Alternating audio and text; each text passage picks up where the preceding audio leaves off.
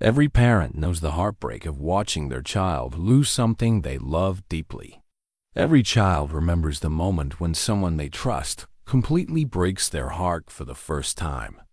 8-year-old Caroline spent 4 years looking for Buddy, her golden retriever who disappeared one day. She never stopped believing he would come home. When she found him living with an elderly woman in another town, Caroline was so happy. But then the woman told her something terrible. She said Caroline's father had brought Buddy to her years ago. He told the woman that Caroline's family could not keep the dog anymore. Caroline's father had lied to her. Buddy was not lost. He was given away. This is about a little girl who learned that the people we love most can hurt us in ways we never expect. But why did her father give away the one thing Caroline loved most? Before we jump back in, tell us where you're tuning in from, and if this story touches you, make sure you're subscribed because tomorrow I've saved something extra special for you.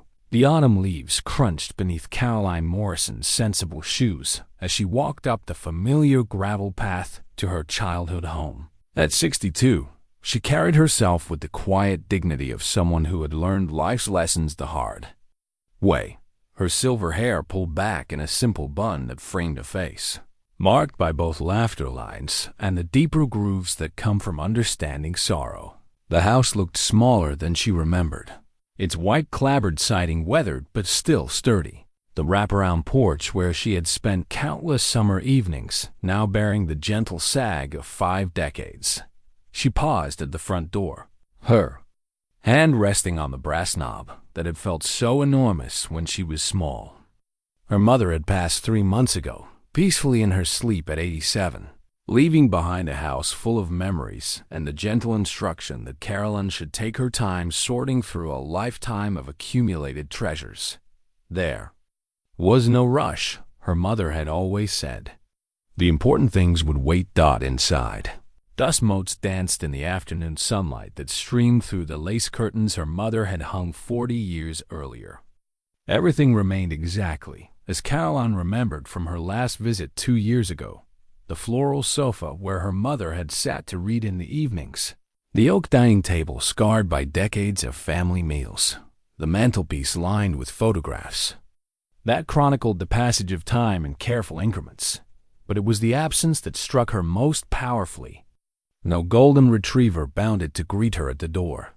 No excited barking or the scramble of claws against hardwood floors. Buddy had been gone for over 50 years now, yet Caroline still half expected to see him emerge from the kitchen, tail wagging, eyes bright with the unconditional love that only a dog can offer. She climbed the narrow stairs to her childhood bedroom, each step creaking with familiar music. The room remained frozen in time. Her old twin bed with its patchwork quilt, the small desk where she had struggled with homework, the window that looked out over the backyard where she and Buddy had played countless games of fetch. On the windowsill sat a small ceramic dog, a golden retriever that her mother had placed there after Buddy disappeared, a sentinel keeping watch for a friend who would never return. Caroline opened the closet and began the gentle archaeology of childhood. Cardboard boxes held school papers, art projects, and report cards that spoke of a bright, imaginative child who loved animals and showed particular kindness to others. But it was the small blue diary at the bottom of one box that made her breath catch. She opened it carefully, the pages yellow with age, and found herself looking at her 8-year-old handwriting. Today me and Buddy played in the leaves. Read one entry. He likes to jump in the big piles Daddy makes. Buddy is the best dog in the whole world. Another entry. Buddy learned a new trick today. He can shake hands now. Daddy says maybe we can teach him to roll over next. Page after page chronicled the deep bond between a little girl and her dog. The entries were filled with drawings, stick figures of Caroline and Buddy playing, hearts and stars surrounding carefully spelled words of love and devotion. There were lists, too. Things Buddy likes, and places to take Buddy, and tricks to teach Buddy. As Caroline read, She could almost feel the warm weight of Buddy curled up beside her on this very bed, his golden fur soft beneath her small fingers, his steady breathing a comfort in the darkness. He had been more than a pet. He had been her confidant, her protector, her most faithful friend in a world that sometimes felt too big and complicated for a little girl to navigate alone. The memory came flooding back with startling clarity. The morning her father had surprised her with Buddy. Carolyn had been 6 years old, still adjusting to the recent move to Millbrook, a small town where her father had taken a job at the local bank.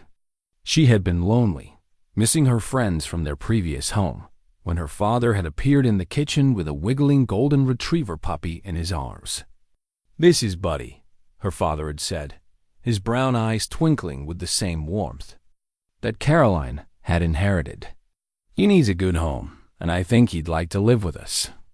Caroline's mother, Helen, had looked up from the breakfast dishes with surprise, then melted into a smile as she watched Caroline's face transform with pure joy. "Oh, James," she had said softly, "look at her." From that moment, Caroline and Buddy had been inseparable. He slept in her room, despite her mother's initial protests about dogs on furniture. He followed her to the school bus stop each morning and was waiting at the same spot each afternoon when she returned.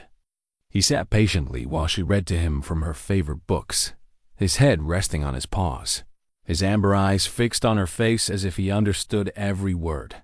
Her father, James Morrison, had been a steady presence in those early years, a tall, gentle man with calloused hands who worked long hours at the bank, but always made time for evening walks with Carolyn and Buddy.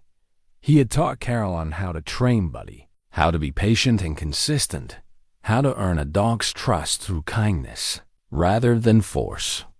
"A dog's love is pure," he had told her once as they watched Buddy chase fireflies in the backyard. "He doesn't care if you've had a bad day or if you made a mistake. He just loves you. That's a precious thing, Carolyn. Don't take it for granted."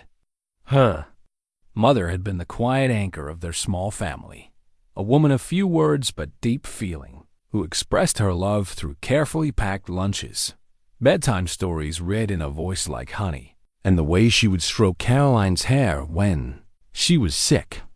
Helen Morrison had a gift for creating home wherever they lived, filling spaces with warmth and the scent of fresh bread, ensuring that Carolyn always felt safe and cherished. The town of Millbrook itself had embraced them quickly. It was the kind of place where neighbors knew each other's names, where children could ride their bikes until dark without worry, where the local shopkeepers saved special treats for regular customers. Main Street stretched for 6 blocks, lined with elm trees that turned brilliant gold each autumn, home to Thompson's Hardware, Miller's Pharmacy, and Rosie's Diner, where the coffee was always fresh and the pie was legendary. Caroline had made friends at school: Mary Beth Simpson, who lived 3 houses down, and Tommy Wilson, whose family owned the feed store. But it was Buddy who remained her closest companion. While other children played elaborate games of tag or hide and seek, Caroline was content to spend hours in the backyard with her dog, inventing adventures and sharing secrets that only he could hear. She remembered the lazy summer afternoons when she would lie in the grass, Buddy stretched out beside her, watching clouds drift across the endless blue sky. She would tell him about her day at school, about the books she was reading, about her dreams of becoming a veterinarian so she could help animals like him. Buddy would listen with the patience of a saint, occasionally lifting his head to nuzzle her cheek or rest his chin on her shoulder in the winter. They would bundle up for walks through the snow-covered streets, Buddy bounding ahead to investigate interesting scents while Carolyn followed, her boots crunching through the pristine drifts. He loved the snow almost as much as she did, rolling in it with puppy-like enthusiasm, even as he grew into a dignified adult dog. But it was the quiet moments that Caroline treasured most evenings, when she would sit on the front porch with a book while Buddy dozed at her feet. The early mornings when he would gently wake her with a soft whine and a wet nose pressed against her hand. The way he seemed to sense when she needed comfort and would simply appear at her side, solid and warm and endlessly loyal. Looking back now, Caroline realized those had been the golden years of her childhood, the time before worry crept into her parents' conversations, before she learned that adults could carry burdens too heavy for children to understand, before she discovered that even the people who loved her most could break her heart. She closed the diary gently and held it against her chest, feeling the weight of memory and the sharp ache of loss that had never quite healed. Somewhere in this house were the answers to questions she had carried for 54 years. Somewhere in these rooms lay the truth about why her father had made the choice that changed everything. The afternoon light was beginning to fade, casting long shadows across the bedroom floor. Caroline rose from the bed and walked to the window, looking out over the backyard where she and Buddy had spent so many happy hours. The old oak tree still stood, its branches reaching toward the sky like arms stretched in eternal prayer. She could almost see them there, a little girl and her golden dog, frozen in a moment of perfect contentment before the world grew complicated and love learned to wear the face of sacrifice. The day Buddy disappeared began like any other. October morning in 1972. 8-year-old Caroline woke to the familiar sensation of warm fur pressed against her legs and the gentle rhythm of Buddy's breathing. He had somehow managed to work his way under her quilt during the night, a habit her mother had long since given up trying to discourage. Caroline reached down to scratch behind his ears, and Buddy opened one amber eye, his tail beginning its morning drumbeat against the mattress. "Good morning, boy," she whispered, and Buddy responded by stretching luxuriously before rolling onto his back, paws in the air, requesting a belly rub. Caroline obliged, giggling softly as his back leg began to twitch in that funny way that always made her laugh.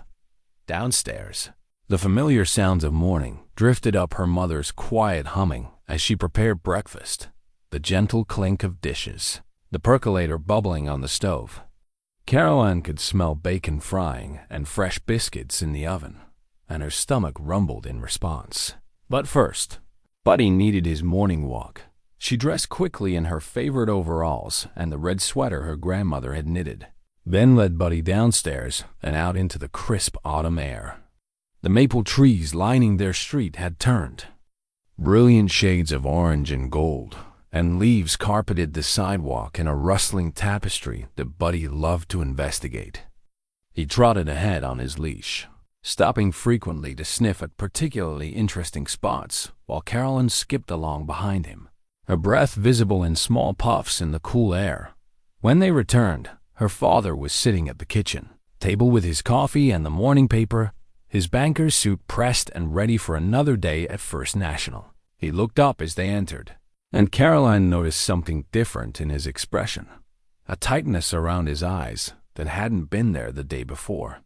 "Morning, Princess," he said, but his smile seemed forced. "How's my best girl today?" "Good, Daddy," Caroline replied, unhooking Buddy's leash. The dog immediately went to his water bowl, lapping noisily. "Buddy found a really interesting stick on our walk. I think it might be from the big oak tree." Her father nodded absently, turning back to his newspaper. Caroline noticed he was reading the classified section, something she had never seen him do before. When her mother set a plate of bacon and eggs in front of him, he barely looked up to thank her. The morning routine continued normally. Caroline ate her breakfast while Buddy settled at her feet, hoping for dropped crumbs. Her mother packed her lunch in the brown paper bag with her name written in careful cursive. Her father drove her to school in his blue Ford, with Buddy riding along for the adventure, his head hanging out the back window to catch all the interesting. Sensed out at school, Caroline found it hard to concentrate. Math problems seemed more difficult than usual, and during reading time, her mind kept wandering to the afternoon's plans. She and Buddy were going to practice the new trick her father had been teaching him, how to play dead when she pointed her finger and said, "Bang." Buddy had almost mastered it, though he still occasionally opened one eye to check if the game was over. When the final bell rang, Caroline gathered her things quickly and hurried to the pickup spot where her father always waited. But today, something was different. Her father stood beside his car with his hands in his pockets, his face grave. Buddy was nowhere to be seen. "Where's Buddy?" Caroline asked as she climbed into the passenger seat. "He's at home, sweetheart," her father replied, but he didn't meet her eyes. "I thought maybe today we could stop by Miller's Pharmacy and get you some new crayons." Caroline was puzzled. She had plenty of crayons, and Buddy always came to pick her up. It was their routine. But her father seemed distracted, so she didn't press the issue. They drove home in unusual silence, the radio playing softly while Caroline watched the familiar streets pass by Dot at home. Caroline ran immediately to the backyard, calling Buddy's name. The yard was empty except for fallen leaves dancing in the afternoon breeze. She checked his favorite spots under the oak tree, behind the garden shed, near the back gate where he liked to watch for squirrels. Nothing. "Buddy!" she called, her voice growing more urgent. "Buddy, come here, boy." Her mother appeared at the back door, wiping her hands on her apron. "Caroline, honey, come inside. We need to talk." "Where's Buddy, Mama?" Caroline asked, running to her mother. "I can't find him anywhere." Her mother's face was carefully composed, but Caroline could see worry in her eyes. "We don't know, sweetheart. When your father came home for lunch, the back gate was open. Buddy must have gotten out somehow." Caroline felt her world tilt. Buddy never left the yard without her. He was too smart, too well trained. He knew the boundaries and respected them. But he wouldn't just leave, she protested. "Buddy wouldn't go away without me." Her father appeared behind her mother, his face drawn with what looked like genuine concern. "Sometimes dogs get curious, Princess." Maybe he saw something interesting and decided to explore. He'll probably come back on his own when he gets hungry. But as the afternoon wore on and Buddy didn't return, Caroline's worry grew into panic. She stood at the front window, watching the street for any sign of golden fur. She went to the backyard repeatedly, calling his name until her throat was hoarse. Her parents tried to comfort her, but their attempts felt hollow somehow, as if they were going through the motions of concern without the real emotion behind it. As darkness fell, Caroline's father organized a search party. Neighbors emerged from their houses with flashlights, spreading out through the streets of Millbrook, calling Buddy's name. Mrs. Henderson from next door brought homemade cookies for the searchers. Mr. Thompson from the hardware store drove slowly through the neighborhoods with his truck windows down, honking the horn in case Buddy would recognize the sound. Caroline walked between her parents, clutching a small flashlight and one of Buddy's favorite toys, a rope that smelled like him. She called his name at every corner, her voice growing smaller and more desperate as the hours passed. They searched until nearly midnight, when her father finally insisted she come home and get some sleep. "He'll be back in the morning," her father said as he tucked her into bed. Dogs have excellent homing instincts. Buddy knows where he belongs. But Caroline couldn't sleep. She lay in her bed, straining to hear the sound of familiar paws on the back porch, the scratch of claws against the door that would signal Buddy's return. Every small noise in the house made her heart race with hope, only to be disappointed when it turned out to be the furnace cycling on or a tree branch scraping against the window. In the days that followed, Caroline's father did everything right. He called the animal shelters in 3 counties. He placed advertisements in the local newspaper.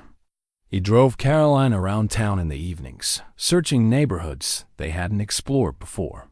He even took her to the woods behind their house, where they walked for hours calling Buddy's name among the tall pines and oaks. But there was something in her father's manner that troubled Caroline, though she couldn't put her finger on what it was. He seemed almost too organized in his search efforts, too systematic. And sometimes, when he thought she wasn't looking, She caught him staring off into the distance with an expression she had never seen before, a mixture of guilt and sorrow that made her stomach clench with unnamed fear. 1 week after Buddy's disappearance, Carolyn found herself sitting in her backyard, holding the rope toy and crying. Her father approached and sat beside her on the porch steps, his large hand gentle on her shoulder. "I saw him running toward the woods," he said quietly, "the day he disappeared. I should have told you sooner, but I kept hoping he'd come back on his own." Caroline looked up at her father through her tears. "You saw him? Why didn't you follow him?" "I tried, sweetheart, but he was too fast, and I had to get back to work." "I'm sorry, Carolyn. I should have done more." It was the first concrete clue about Buddy's disappearance, and Caroline clung to it like a lifeline. If Buddy had gone into the woods, then maybe he was living there, surviving on his own, waiting for the right moment to come home. Maybe he was hurt and couldn't make it back. Maybe he was lost and scared and needed her to find him. That night, as Caroline finally drifted off to sleep, she made a promise to herself and to Buddy, wherever he was. She would never stop looking for him. She would search every day until she found him, or until she knew for certain what had happened to him. Love meant never giving up, and Caroline's love for Buddy was as strong and steady as the oak tree in their backyard.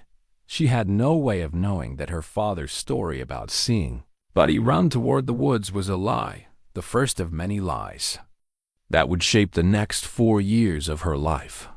She had no way of knowing that Buddy was safe and well cared for, living just 20 miles away with a kind woman who had agreed to love him as her own.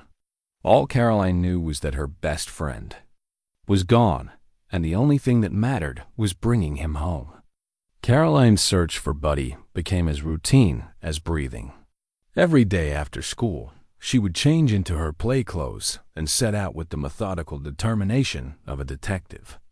She had divided Millbrook into sections on a hand-drawn map that she kept folded in her pocket, marking each area with careful X's as she completed her searches. The map had started simple, just the streets immediately surrounding their house, but as weeks turned into months, it expanded to include the entire town and beyond.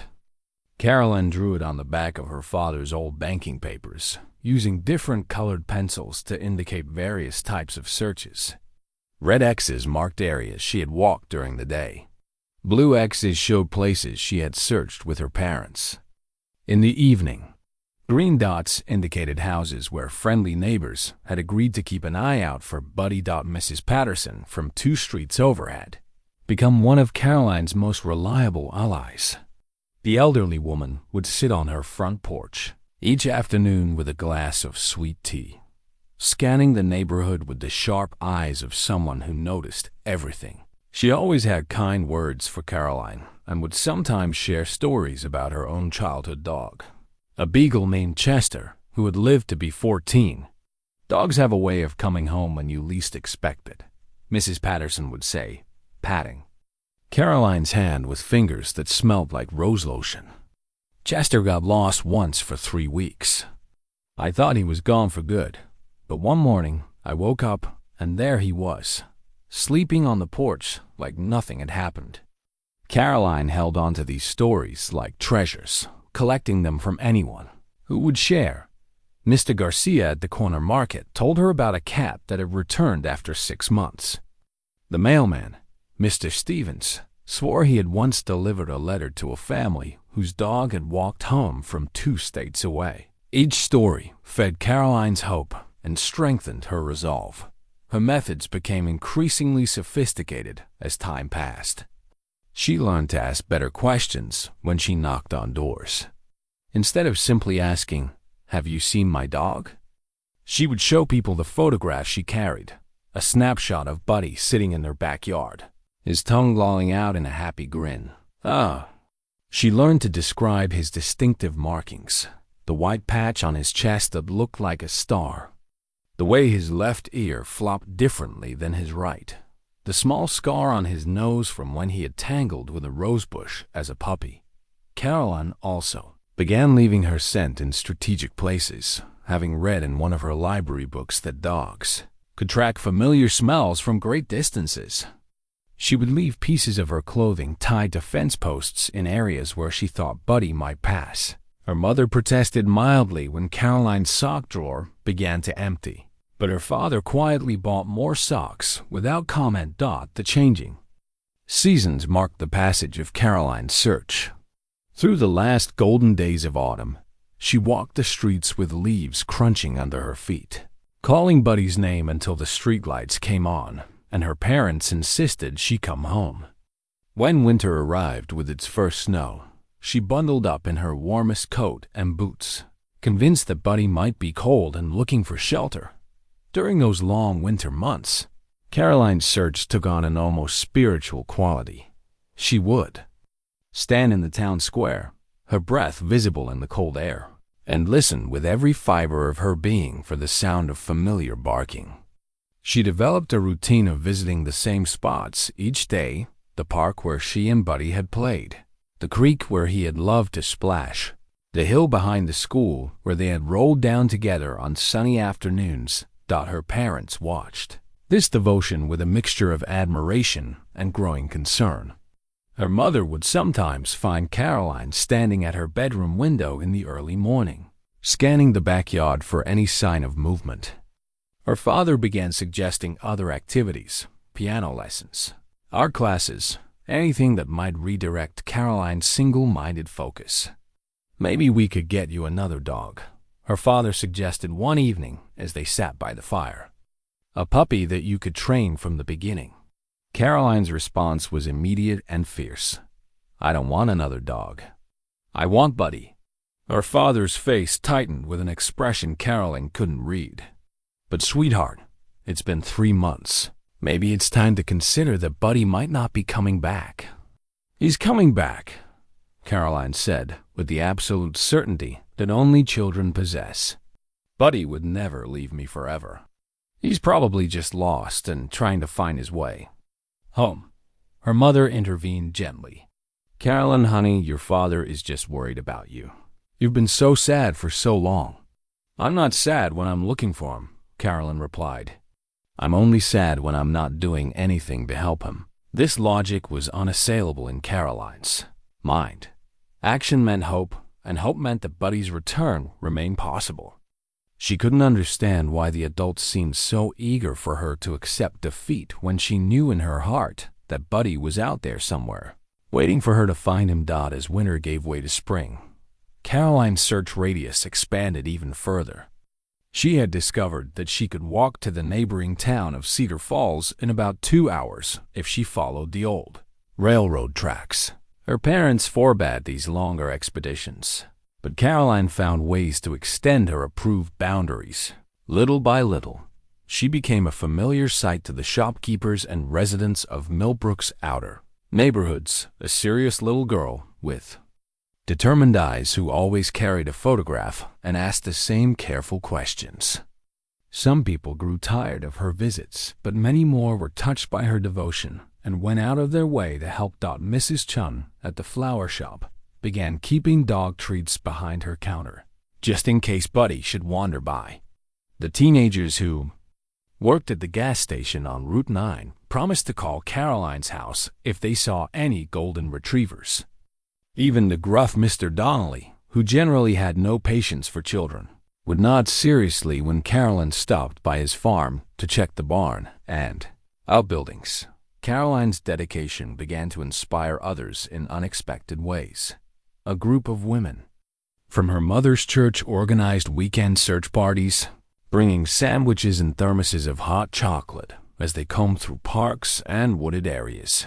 The local Boy Scout troop made finding Buddy one of their community service projects, posting flyers in neighboring towns and checking with animal shelters as far away as the state capital.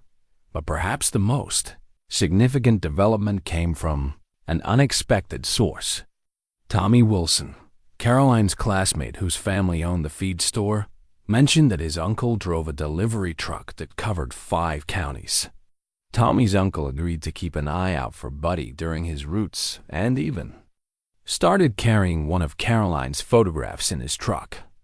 Dogs turn up in the strangest places, he told Caroline when she thanked him. I once delivered feed to a farm where a family dog had been living in their barn for weeks. The dog had walked nearly 50 miles to get there. Animals are a lot smarter than people give them credit for. These small kindnesses sustained Caroline through the difficult days when her search yielded nothing but empty fields and closed doors. She began to understand that her quest for Buddy had become something larger than just finding one lost dog.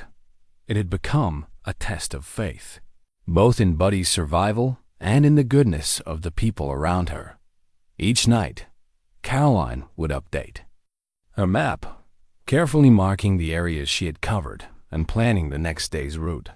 She would place the map under her pillow, along with Buddy's collar and the rope toy that still carried his scent. In her prayers, she would ask for strength to continue and for Buddy to somehow know that she was looking for him. Please keep him safe, she would whisper into the darkness, and help him find his way home to me. 2 years had passed since Buddy's disappearance, and Caroline's 10th birthday came and went with muted celebration. Her parents tried to make the day special. Her mother baked her favorite chocolate cake, and her father gave her a new bicycle, with rainbow streamers on the handlebars, but the empty space where Buddy should have been seen to overshadow everything else. Caroline had found Buddy's favorite tennis ball in the garage just that morning, wedged behind her father's toolbox.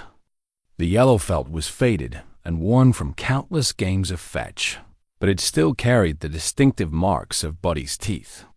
She held it carefully, remembering how Buddy would drop it at her feet with such precision, his tail wagging in anticipation of the next throw. The discovery of the ball reignited Caroline's determination with an intensity that surprised even her.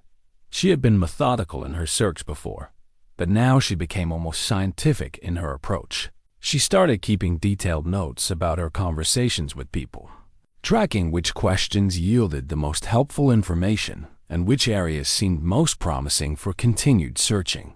Her notebook, a composition book with a marbled black and white cover, became her most treasured possession.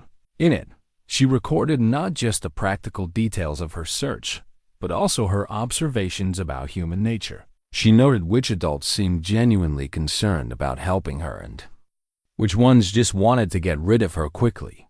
She wrote down every story about lost pets that people shared, analyzing them for patterns that might help her understand where Buddy could be. Mrs. Rodriguez says dogs sometimes go to places that smell like home. Read one entry. Maybe Buddy went to our old house in Millfield. Ask Daddy if we can drive there on Saturday. Her father's response to this request was swift and firm. That's too far, Caroline. Besides, we haven't lived there since you were 6. Buddy wouldn't remember that place. But Caroline persisted. Dogs have really good memories, Daddy. Maybe he got confused and went back to where we used to live. Her father's jaw tightened in that way that meant the discussion was over. I said no, Caroline. We're not driving 2 hours on a wild goose chase.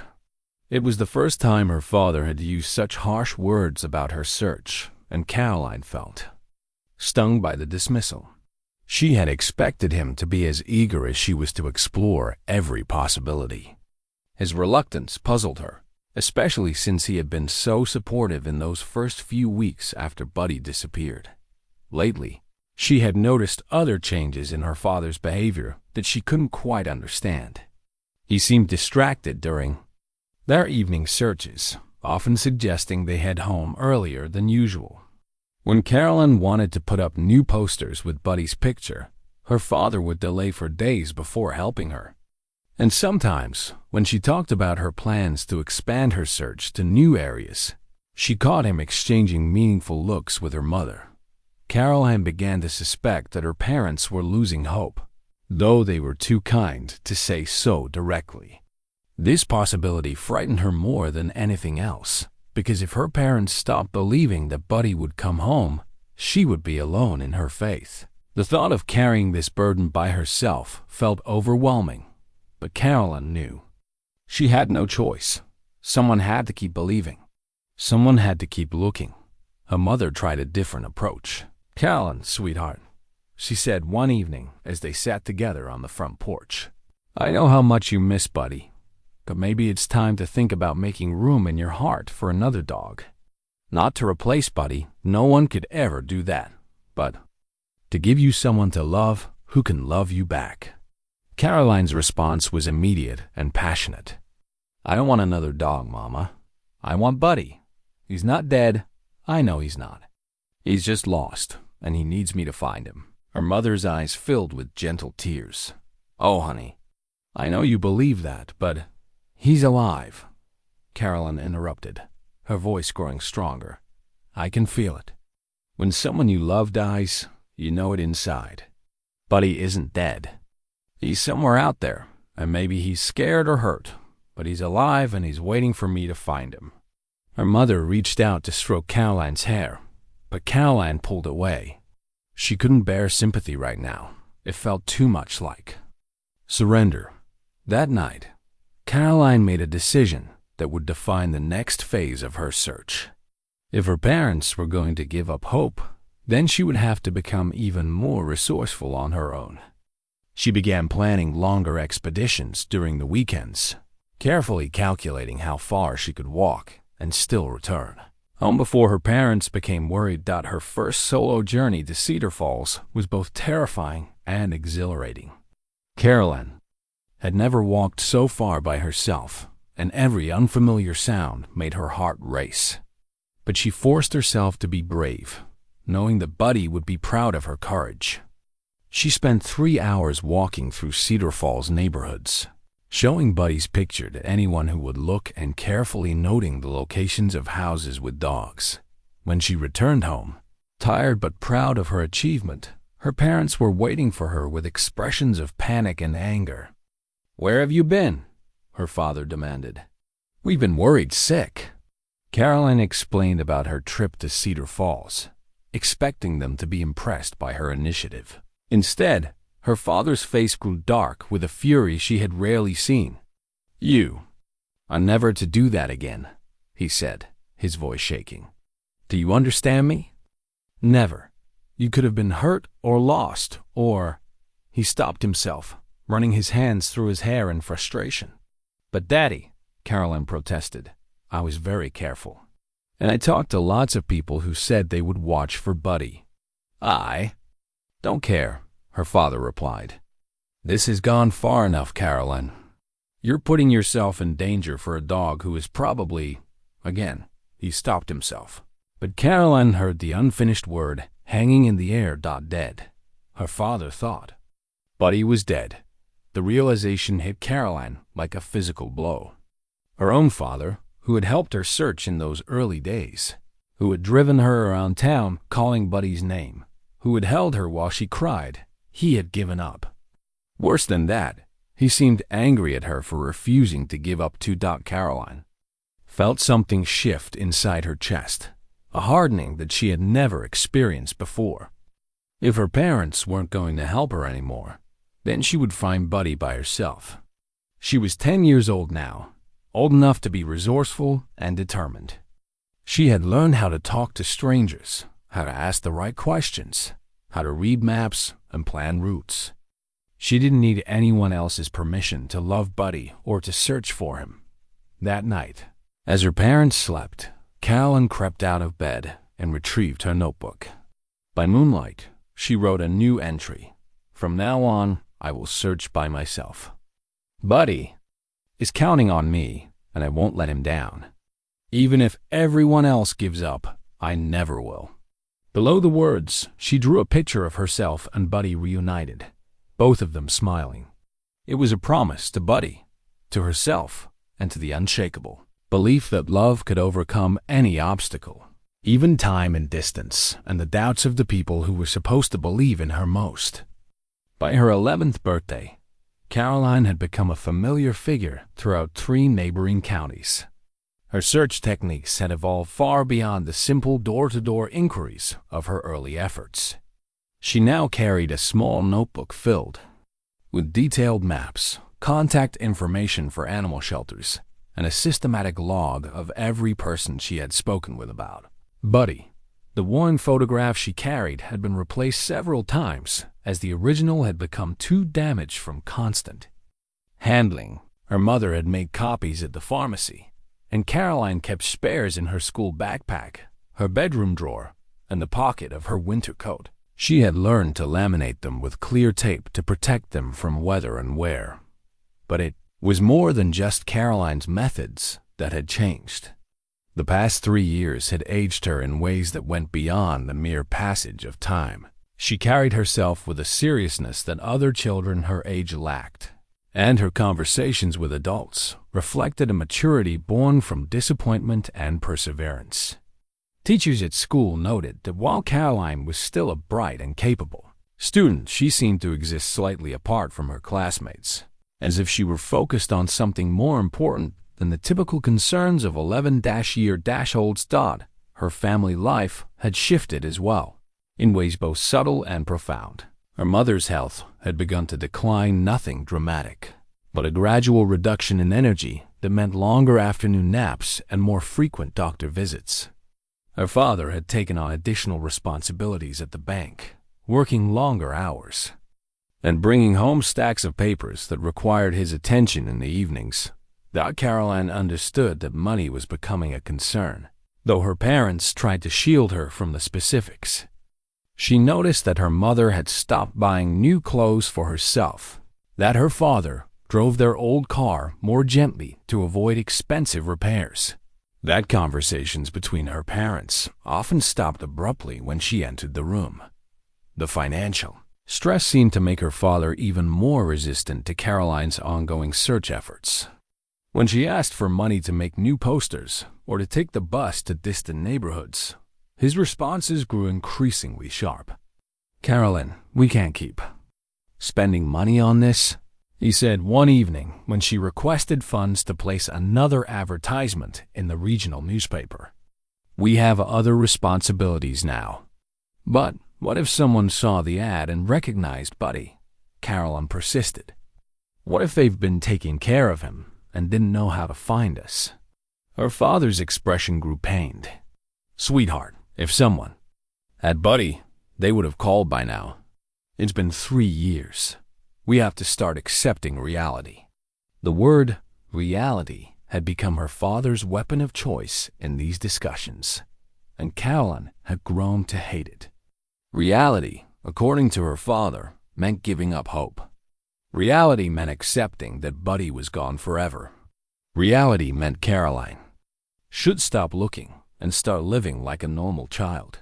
But Caroline's reality was different. Her reality included the absolute certainty that Buddy was alive somewhere, possibly frightened and lonely, definitely missing her as much as she missed him. Her reality meant that every day she didn't search was another day that Buddy spent waiting for rescue. It was during one of her weekend expeditions that Caroline first glimpsed what would become the most significant lead in her 3-year search. She had taken the bus to Fairview, a town about 20 miles east of Millbrook, armed with her usual supplies: Buddy's photograph, her notebook, a sandwich her mother had packed, and enough money for the return bus fare. Fairview was larger than Millbrook, with several neighborhoods that Caroline hadn't yet explored. She had developed a system for canvassing new areas. Start with the residential streets where families with children were most likely to live. Then move to the commercial district where people from surrounding areas might work or shop. And finally, check the parks and open spaces where dogs might naturally gravitate. She was walking through Fairview's downtown area, showing Buddy's picture to shopkeepers and office workers when she saw him.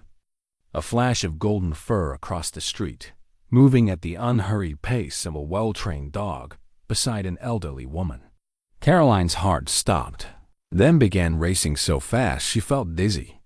The woman was perhaps 70 years old, with silver hair, pinned back in a neat bun, and a green cardigan that reminded Caroline of her grandmother. She walked slowly but steadily, pausing occasionally to let the golden retriever investigate interesting scents along their route. The dog was the right size, the right color, with the same graceful gait that Caroline remembered from countless walks with Buddy. Caroline started across the street, then stopped herself. She needed to be careful, to observe more closely before allowing hope to overwhelm her judgment. She had experienced false alarms before, glimpses of golden dogs that from a distance looked like Buddy but turned out to be different breeds or different ages upon closer inspection. She followed at a discreet distance, her hands trembling as she gripped her notebook. The dog moved with familiar confidence. His tail carried at the same angle she remembered. His ears perked with the same alert intelligence. When he stopped to drink from a public water fountain designed for pets, Caroline could see his profile clearly for the first time.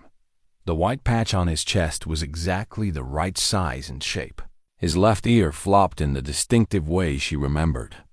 When he lifted his head from the water, Caroline could see the small scar on his nose from his encounter with the rosebush years ago. It was Buddy. After 3 years of searching, of hoping, of refusing to give up despite everyone else's skepticism, Caroline had found him. But even as joy flooded through her system, confusion followed quickly behind.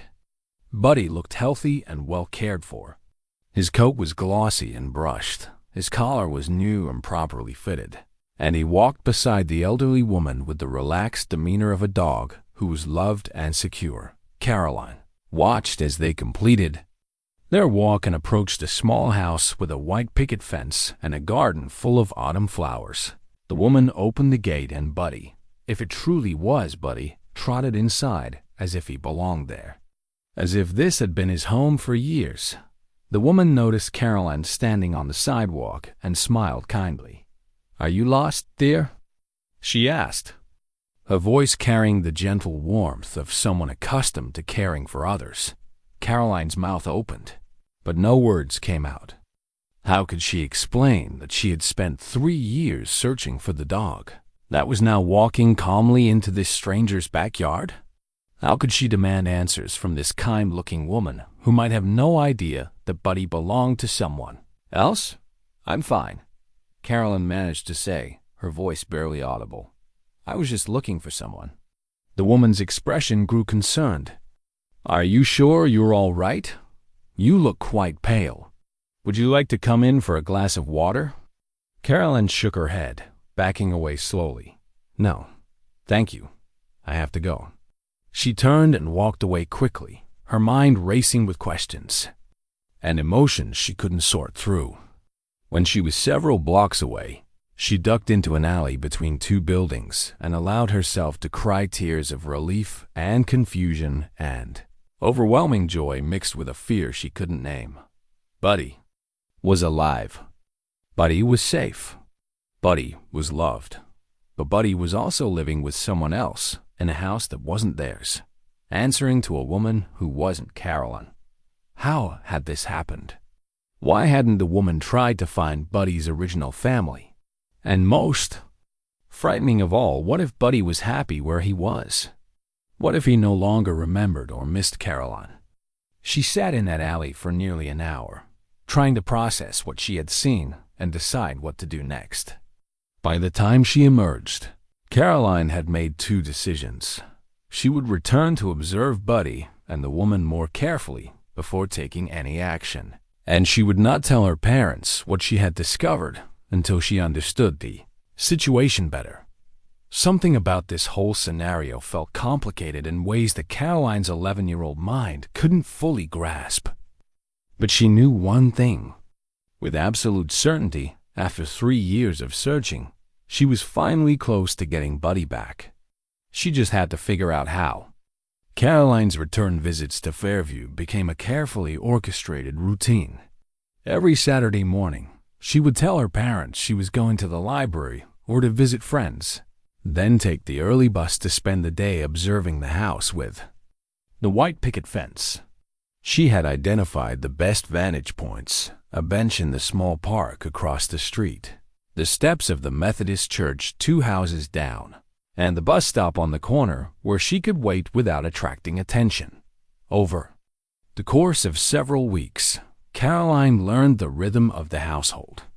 The elderly woman, whom Caroline had started thinking of as the lady, rose early each morning and took Buddy, though she called him Rex now, for a walk around the neighborhood at exactly 7:30. They followed the same route, down Maple Street to the corner market, around the block past the elementary school, and back home through the park where other dog owners gathered with their pets. Caroline watched these interactions with growing confusion and dismay. Buddy Rex greeted the other dogs with friendly enthusiasm and seemed to recognize the regular walkers in their group. An elderly man with a corgi always saved a dog biscuit for him, and a young mother with twin toddlers would let her children pet him while their own puppy played at his feet. Buddy accepted these attentions with the same gentle patience Caroline remembered, but there was no sign that he was anything other than a well-loved, well-adjusted family pet. The lady herself was a mystery that troubled Caroline deeply. She was clearly devoted to Buddy, carrying treats in her pocket and speaking to him in the soft, affectionate tone that dog lovers universally used with their companions. When it rained, she would dry his paws carefully before letting him into the house. When the weather was warm, she would fill a small kiddie pool in the backyard so he could cool off. These were not the actions of someone who had stolen a dog. These were the actions of someone who genuinely loved him. But how had she gotten him? And why hadn't she tried to find his original family? Caroline's notebook filled with observations and questions. She sketched the house's layout, noting the doggy door that allowed Buddy to come and go from the backyard, the feeding station set up on the back porch, the comfortable dog bed visible through the kitchen window. She recorded the lady's daily routines, her interactions with neighbors, the license plate number of her car, a small blue sedan that looked to be about 10 years old. The most painful observations were the ones that showed how completely Buddy had adapted to his new life. He knew exactly where his food and water bowls were kept. He had claimed a specific spot on the lady's front porch where he liked to nap in the afternoon sun. When the mailman arrived each day, Buddy would bark twice a polite alert rather than aggressive warning, then settle back down when the lady called, "Thank you." Rex from inside the house. Rex. The name felt like a betrayal every time Callan heard it. Buddy's real name was Buddy Morrison, and he belonged with the Morrison family on Elm Street in Millbrook.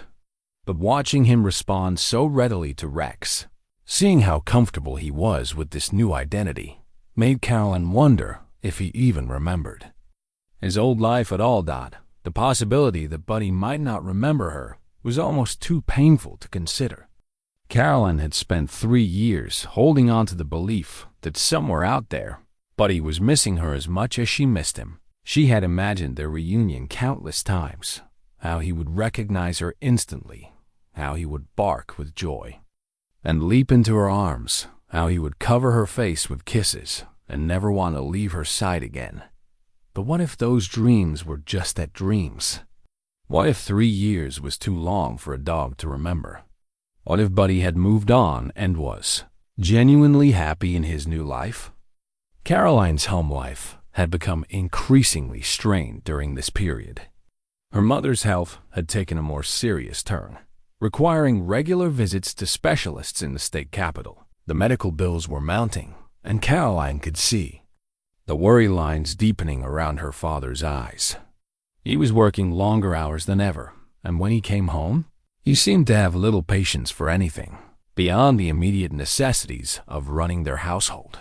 The atmosphere at dinner had grown tense and quiet. Her parents would exchange meaningful looks when they thought Caroline wasn't watching, and conversations about money or her mother's medical appointments would cease abruptly when Caroline entered the room. Caroline began to understand that her family was facing a crisis that went far beyond her personal quest to find Buddy.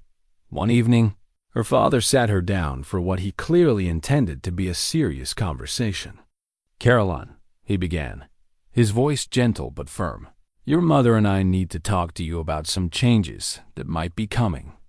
Caroline's stomach clenched with fear. What kind of changes? Well, your mother's medical treatment is going to require some adjustments to our budget. We might need to consider selling the house and moving somewhere smaller, somewhere closer to the hospital.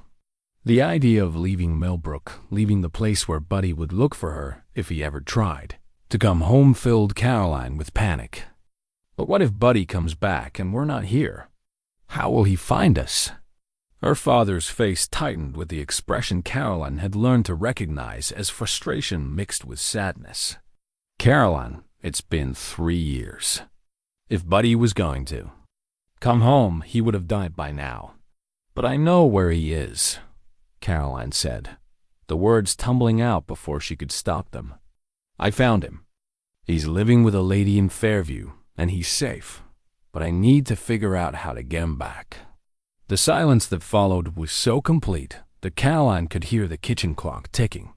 Her parents stared at her with expressions of shock, and something that looked almost like fear. What do you mean? You found him? Her mother asked quietly. Caroline explained about her trips to Fairview, about the lady with the white picket fence, about watching Buddy Rex live his new life.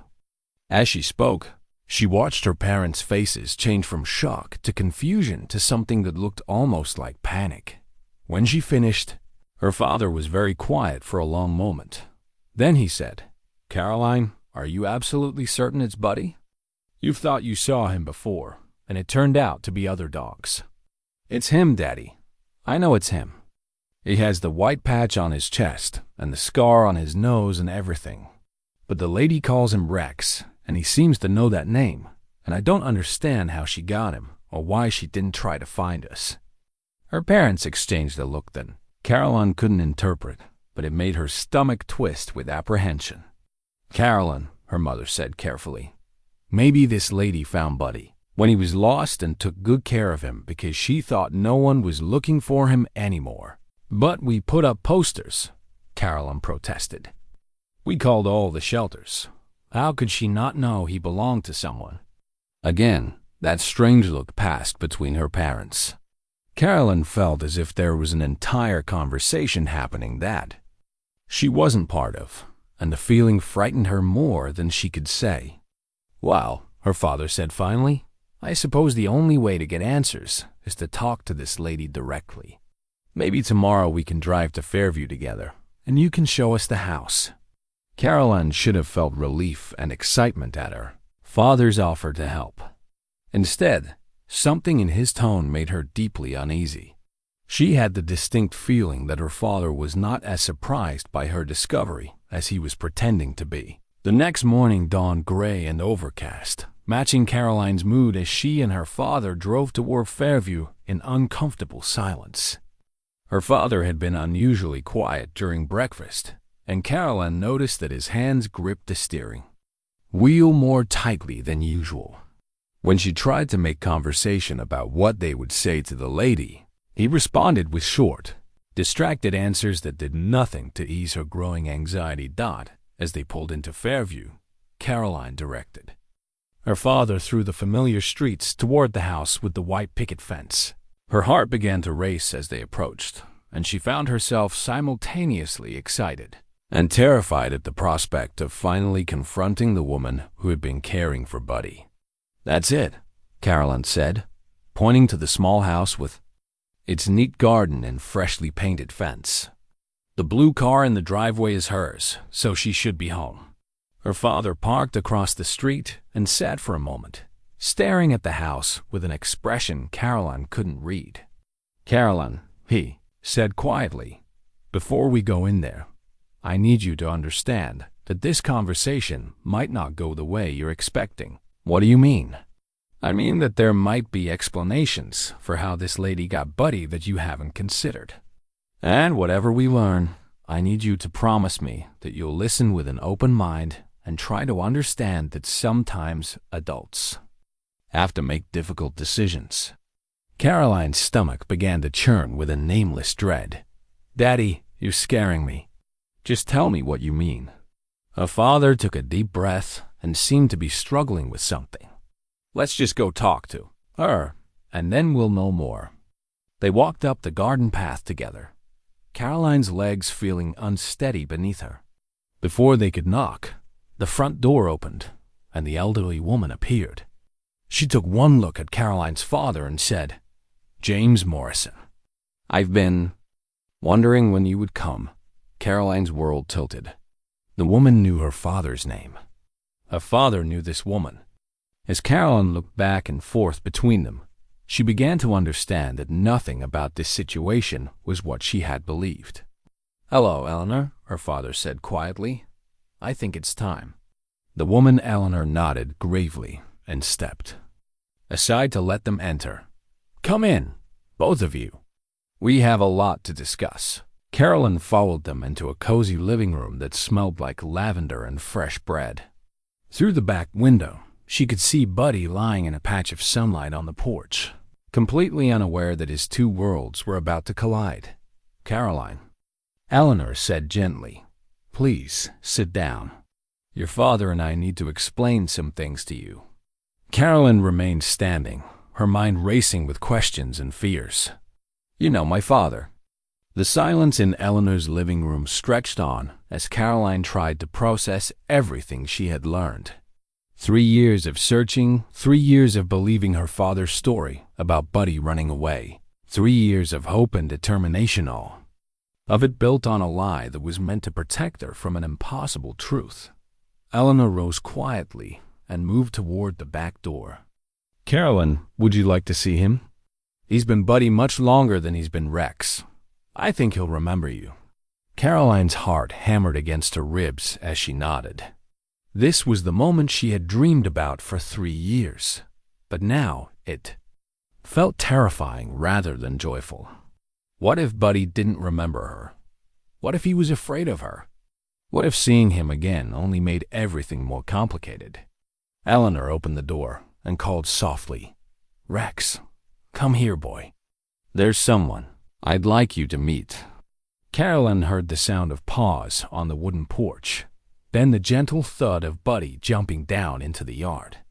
When he appeared in the doorway, Caroline's breath caught in her throat. It was exactly as she remembered, golden coat gleaming in the afternoon light, intelligent amber eyes, the familiar tilt of his head when he encountered something new. For a moment, Buddy simply looked at her, his expression curious but polite. Then something shifted in his gaze. His ears perked forward, his tail began to wag slowly, and he took a tentative step toward her. "Buddy?" Caroline whispered, her voice breaking on his name. The sound of his real name seemed to unlock something in Buddy's memory. His tail began wagging furiously, and he bounded toward Caroline with a joyful bark that she recognized instantly. Before she knew it, she was on her knees on Eleanor's living room floor, her arms around Buddy's neck, his warm tongue covering her face with kisses. "Oh, Buddy," she sobbed into his fur. "I missed you so much. I never stopped looking for you. I knew you were alive somewhere." Buddy whined and wiggled against her, his entire body vibrating with excitement. He kept pulling back to look at her face, then pushing his nose against her hands, as if he couldn't quite believe she was real. Caroline's father watched this reunion with tears streaming down his face. "He remembers you," he said quietly. "After all this time, he remembers you."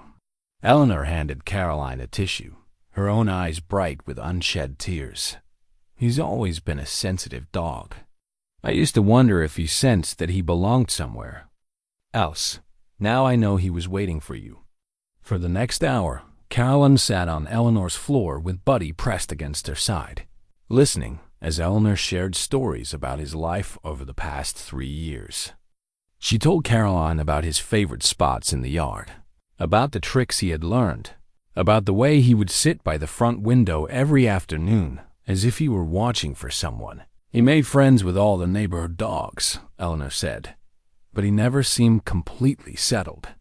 Not unhappy, but like a part of him was always somewhere else." Caroline's father had been mostly quiet during this conversation, but finally he spoke. "Eleanor, what Caroline doesn't know yet is that we're going to have to make some decisions. soon.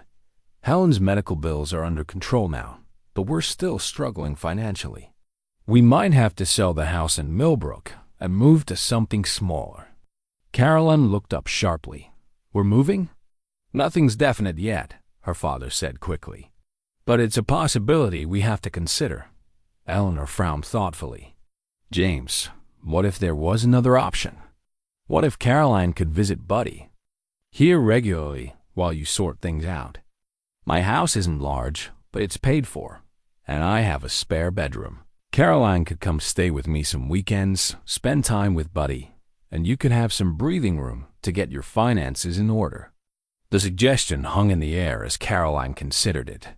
Part of her wanted to demand that Buddy come home immediately, that her family find a way to make it work regardless of the financial challenges. But another part of her, the part that had matured through 3 years of disappointment and perseverance, recognized the wisdom in Eleanor's proposal. "You would let me visit?" Caroline asked. "Even after I found out about everything?" Eleanor smiled. "Caroline, you spent 3 years searching for your dog because you loved him enough to never give up hope. That kind of devotion deserves respect, not punishment. Besides, these years with Buddy have taught me something about love. It's not about possession. It's about what's best for the one you love." Caroline's father looked confused. "Eleanor, are you suggesting that Buddy stays with you?" "I'm suggesting that we let Caroline decide," Eleanor replied. "She's old enough to understand the situation now, and she's the one who's been most affected by all of this. Maybe it's time to let her have a voice in what happens next." Caroline looked down at Buddy, who had settled with his head in her lap, his eyes closed in contentment. The weight of the decision felt enormous. For 3 years, she had dreamed of bringing Buddy home, of having him sleep in her bed again, of taking him for walks through Millbrook's familiar streets. But now she could see how complicated the situation really was. Her family was still struggling financially. Eleanor was clearly devoted to Buddy and had given him a good life. And Buddy himself seemed content here, even though he obviously remembered and loved Caroline. "Can I think about it?" Caroline asked. "Finally, can I spend some time with him here and then decide what would be best for everyone?" Eleanor nodded approvingly. "That sounds very wise, dear. Why don't you stay for dinner tonight? I was planning to make pot roast, and I always cook. Too much for just myself and Buddy." Caroline's father checked his watch. "I should call Helen and let her know we'll be late. She wants to hear about all of this." As her father went to use Eleanor's telephone, Caroline found herself alone with the woman who had cared for Buddy for 3 years.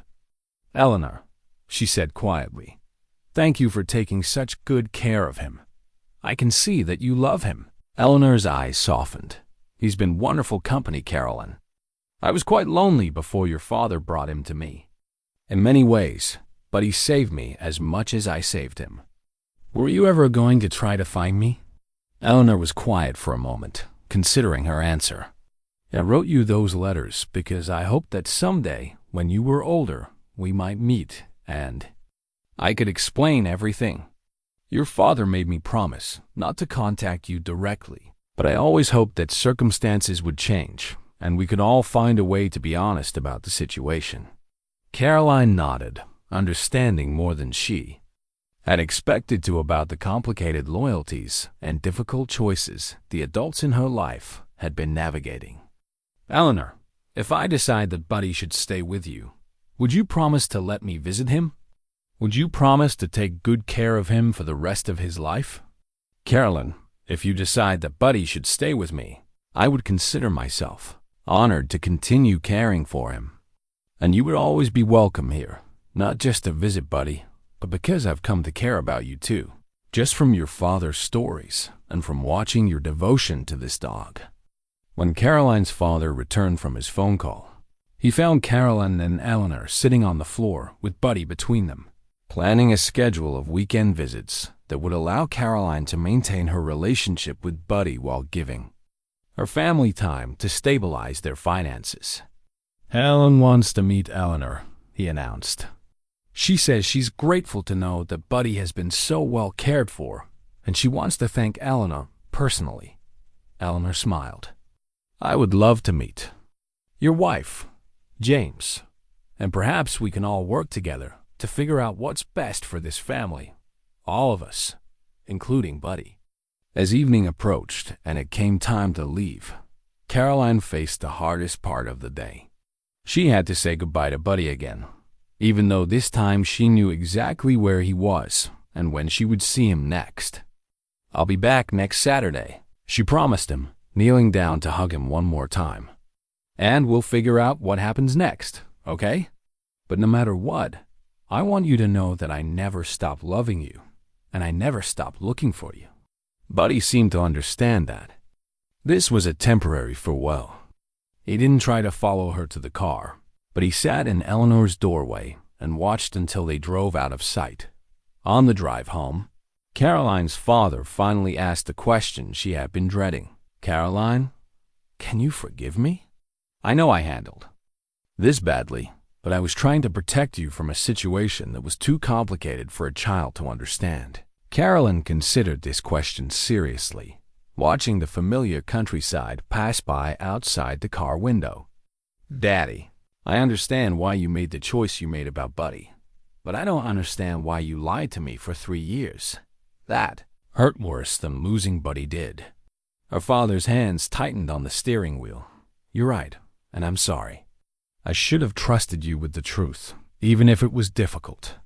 You've proven over these 3 years that you're stronger and more mature than I gave you credit for. Caroline nodded, feeling something shift inside her chest. Not quite forgiveness yet, but the beginning of understanding. I think I need some time to work through all of this.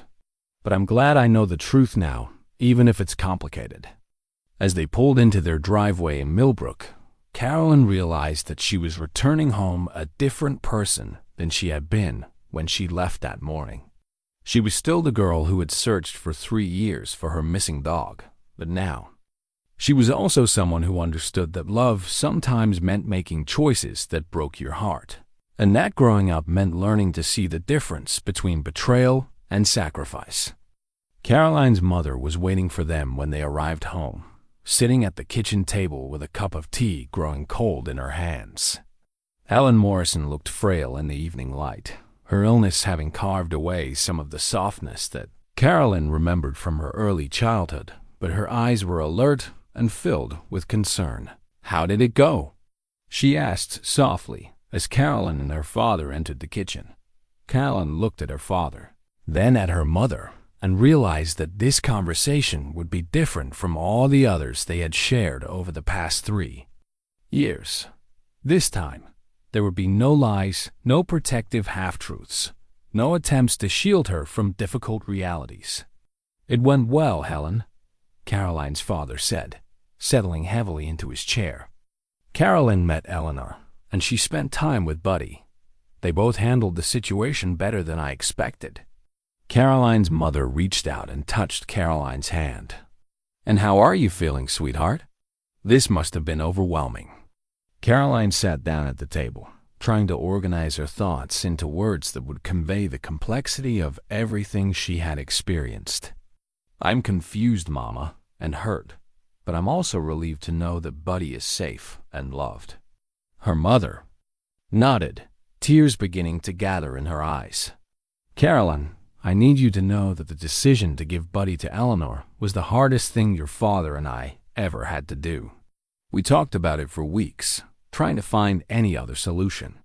But why didn't you tell me? Caroline asked, the question that had been burning inside her all afternoon. Why did you let me spend 3 years thinking he was lost? Her father and mother exchanged a look that Caroline was beginning to recognize, the silent communication of parents who had shared difficult decisions and their consequences. Because, her mother said slowly, we thought it would be easier for you to grieve a dog who was lost than to understand that we had to give him away because we couldn't afford to keep him. We thought you were too young to carry that burden. Caroline felt a surge of anger that surprised her with its intensity. But it wasn't your choice to make alone. Buddy was my dog, too. I should have had a say in what happened to him. Her father's face tightened. Caroline, you were 8 years old. We couldn't expect you to understand the financial pressures we were facing or to help us make that kind of decision. But I could have understood that you needed to find him a temporary home. Caroline shot back. I could have visited him. I could have helped take care of him at Eleanor's house. Instead, you let me think he was dead or suffering somewhere, and I've spent 3 years feeling guilty that I didn't find him. The truth of her words hung in the air, and Caroline could see that her parents were finally beginning to understand the full extent of what their deception had cost her. Her mother's voice was barely a whisper. Oh, Caroline, we never thought about it that way. We were so focused on protecting you from our failure as parents that we didn't consider how much worse the uncertainty might be. You didn't fail as parents, Caroline said, her anger beginning to soften into something more complicated. You made a hard choice because you had to, but you did fail to trust me enough to tell me the truth. Her father leaned forward, his work boots scraping against the kitchen floor. Those boots, Caroline noticed, were worn nearly through at the solace evidence of the long hours he had been working to keep their family afloat. Caroline, he said, what can we do now to make this right? How can we rebuild the trust that we've damaged? Caroline considered this question seriously. It was the first time either of her parents had asked for her opinion on something that mattered, and she felt the weight of the responsibility. I want to keep visiting Buddy at Eleanor's house, she said finally. And I want you to promise me that from now on, you'll tell me the truth about important things, even if you think it might hurt me. I'm old enough to handle more than you think I am. Her mother nodded eagerly. Yes, of course. We can drive you to Eleanor's house every weekend, if you want. And, Caroline continued, I want to understand more about our family situation. If we're having money problems, I want to know about it. If we might have to move, I want to be part of the discussions about where we'll go and what we'll do. Her father looked uncertain. Caroline, some of these decisions are complicated. Daddy, Caroline interrupted. I spent 3 years planning search routes and talking to strangers and figuring out bus schedules. I think I can handle understanding our family's problems. Her father stared at her for a long moment, and Caroline could see him recognizing something new in her, maturity, that had been forged through disappointment and determination. You're right, he said finally. You've proven that you're capable of handling much more than we gave you credit for. From now on, we'll include you in the important discussions. Caroline felt something loosen in her chest, not quite forgiveness, but the beginning of a new understanding between herself and her parents. The lies were over, but the real work of rebuilding their relationship was just beginning. Over the following weeks, the Morrison family began the delicate process of rebuilding their relationships on a foundation of honesty rather than protection. Caroline's parents kept their promise to include her in important family discussions, and Caroline was surprised to discover how much she could understand and even contribute to their problem-solving efforts. The family's financial situation was indeed serious, but not hopeless. Her mother's medical bills had been consolidated into a manageable payment plan, and her father had been offered a promotion at the bank that would come with a modest salary increase. The question of whether to sell their house remained open, but Caroline now understood that it was one option among several, not an inevitable catastrophe. More importantly, Caroline began to see her parents as complete people rather than the infallible protectors she had imagined them to be in her early childhood. Her father worked longer hours than she had realized, often bringing paperwork home and staying up late to balance accounts that never seemed to quite add up. Her mother managed their household budget with the precision of a military strategist, finding ways to stretch every dollar without making Caroline feel deprived. We could save money by growing more of our own vegetables, Caroline suggested during one family discussion. Eleanor has a beautiful garden, and she's offered to teach me about canning and preserving food." Her mother looked interested. "That's a wonderful idea, Carolyn. And it would give you another reason to spend time with Eleanor." The relationship between Caroline and Eleanor had developed in ways that none of them had anticipated.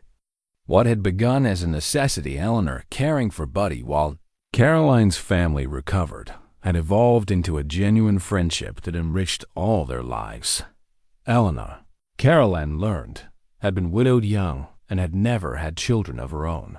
Her years with Buddy had eased a loneliness she had carried for decades.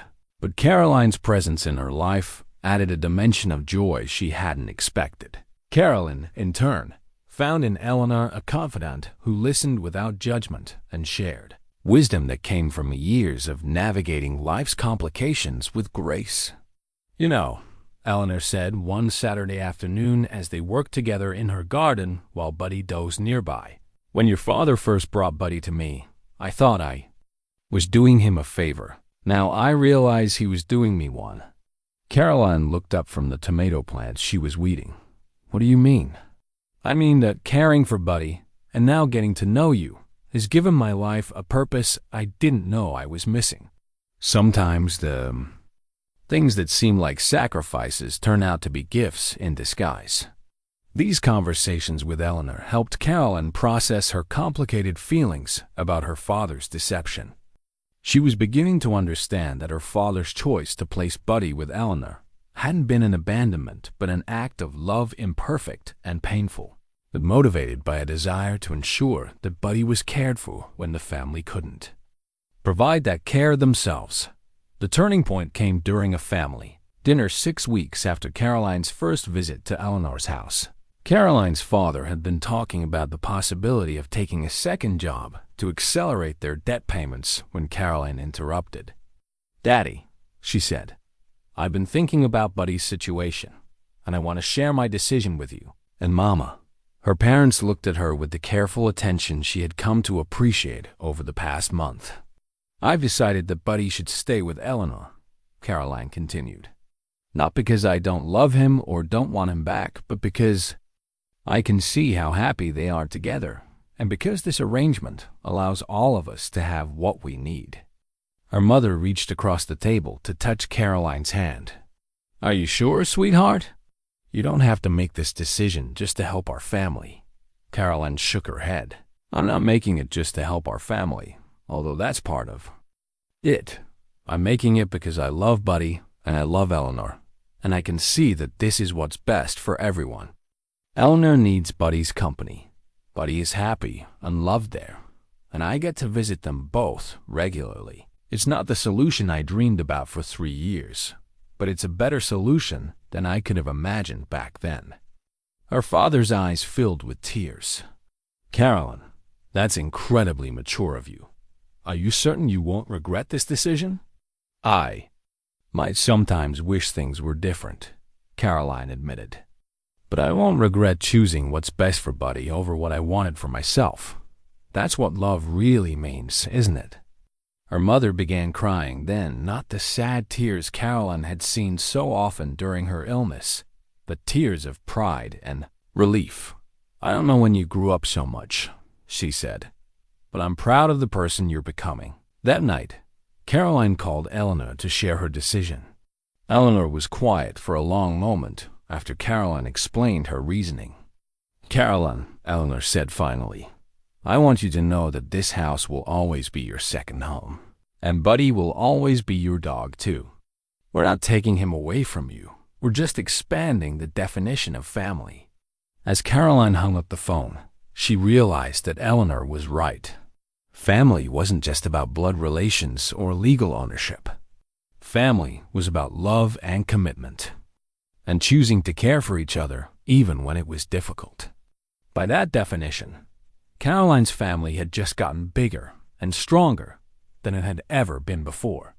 54 years later, Caroline Morrison stood in Eleanor's old garden, now overgrown with wild roses and volunteer sunflowers that had seeded themselves from generations past. At 62, she carried herself with the quiet confidence of someone who had learned early that life's most important lessons often came disguised as disappointments. The small house with the white picket fence belonged to her now. Willed to her by Eleanor, along with a letter that had made Caroline cry for an hour when she first read it. For Caroline, the letter had said, who taught an old woman that love multiplies when it's shared rather than hoarded, and who gave me a family when I thought I was too old for such gifts. Eleanor had lived to be 91, spending her final 18 years as Caroline's chosen grandmother and closest friend. Buddy had lived to be 15, passing peacefully in his sleep on Eleanor's kitchen floor on a warm September morning, surrounded by the two women who had loved him most. Caroline knelt beside the small stone marker where Buddy was buried beneath Eleanor's favorite apple tree. The inscription reads simply, Buddy Morrison, beloved by many, owned by all. It had been Caroline's idea to include the Morrison name, wanting future visitors to understand that this dog's story was bigger than any single household. I brought someone to meet you, old boy, Caroline said softly, reaching behind her to encourage the golden retriever puppy who had been hiding behind her legs. This is Buddy the Fourth. He's got your eyes and your gentle heart, and I think you'd approve. The puppy, 8 weeks old and still unsteady on his paws, sniffed cautiously at the marker before settling down beside Caroline's knee. She had driven 3 hours that morning to pick him up from a breeder Eleanor had recommended years ago, continuing a tradition that had brought 3 generations of golden retrievers into their extended family. Caroline's own children, Sarah, now 35, and Michael, 32, had grown up spending summers with Eleanor, learning to garden and bake bread and understand that families could be created by choice as much as by birth. They had loved Eleanor as deeply as Caroline did, calling her Grandma Ellie and bringing their own children to visit the house with the picket fence. Mom, Sarah had said when Caroline called to tell her about the new puppy, are you sure you're ready for a young dog again? He's going to need a lot of training and exercise. Caroline had laughed, remembering how she had once thought that being 12 years old made her mature enough to handle adult decisions. Sweetheart, I've been training dogs and children for 40 years. I think I can manage one more puppy.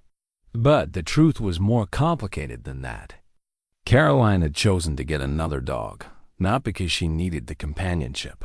Her life was full of friends and family, and the meaningful work she had built as a family counselor, but because she wanted to honor the lesson that 12-year-old Caroline had learned in Eleanor's living room so many years ago.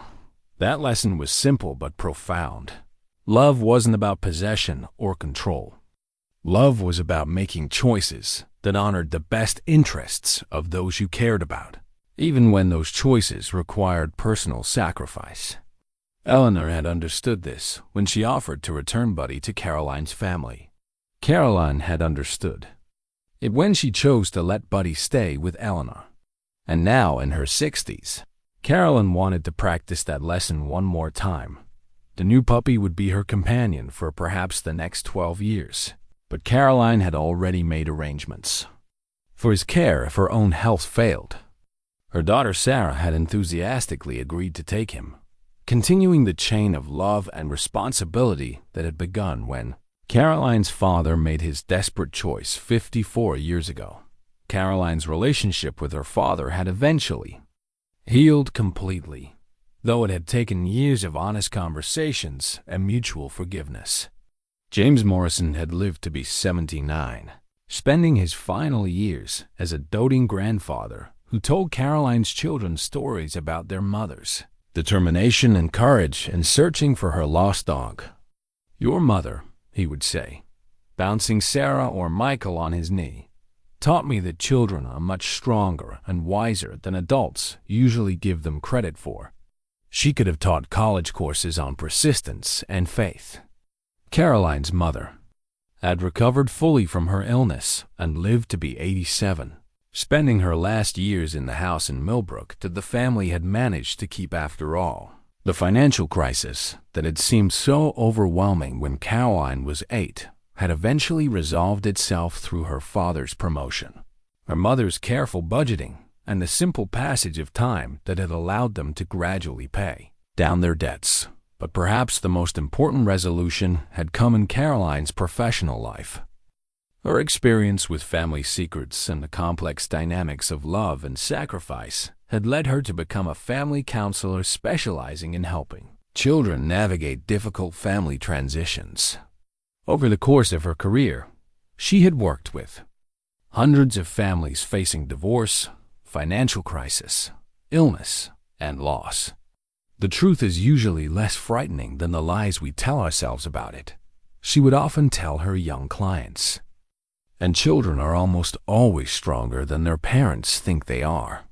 Carolyn rose from beside Buddy's grave and looked out over Eleanor's garden, now her garden, where she would spend her retirement growing vegetables and flowers and maybe training one more generation of golden retrievers. The house needed some updating, new plumbing, fresh paint, modern appliances, but the bones were good, and the memories were priceless. As she walked back toward the house with the new puppy trotting beside her, Carolyn reflected on the strange way that endings and beginnings could occupy the same moment. Eleanor was gone, but her legacy lived on in the garden and the house and the love she had shown to a confused little girl so many years ago. Buddy was gone,